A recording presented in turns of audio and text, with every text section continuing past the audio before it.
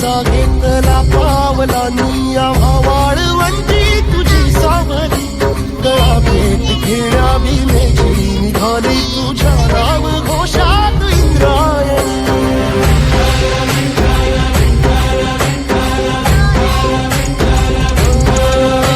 भिडे आसमंती ध्वजा वैष्णवांची उभी पंढरी आज नारावली तुझे नाव ओठी तुझे रूप ध्यानी जीवाला तुझी आस गाला घरी